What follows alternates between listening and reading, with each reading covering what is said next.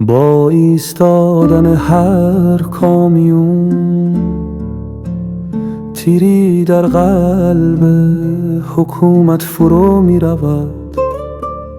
فریاد رانندگان در سراسر ایران می پیچد.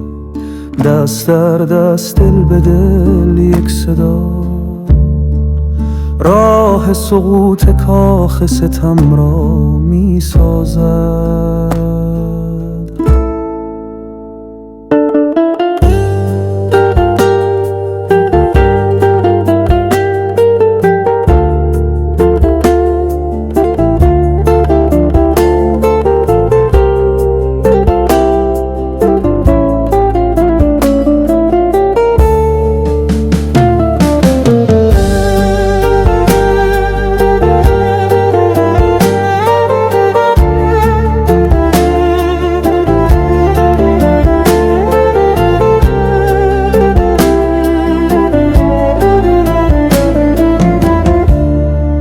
جاده ها ساکت ولی دلها پر از صدا. رانندگان ایستادند با امیدی بی انتها. بار عدالت بر دوش، در مسیر حق خواهی هر چرخه ایستاده. نشانه ای از صداقت و دادخواهی.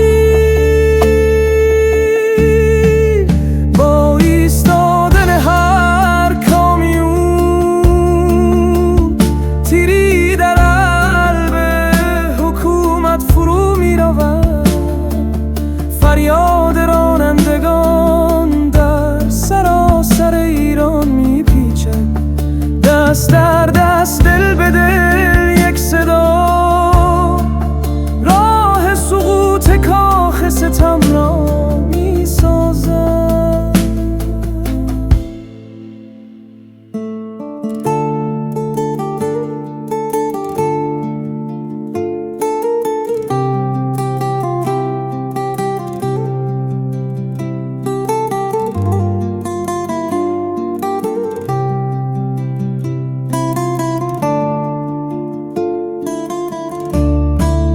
از شمال تا جنوب، از شرق تا غرب، صدای اتحاد در هر کوچه و هر رحب.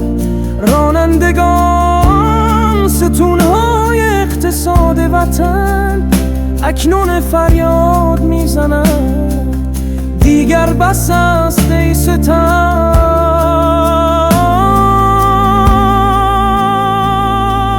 نه تهدید نه ترس ما را نمی شکند. با هم برای فردایی روشن می جنگیم بی وقفه. هر کامیون ایستاده پرچمی از امید، در دل شب نوید صبحی سپید.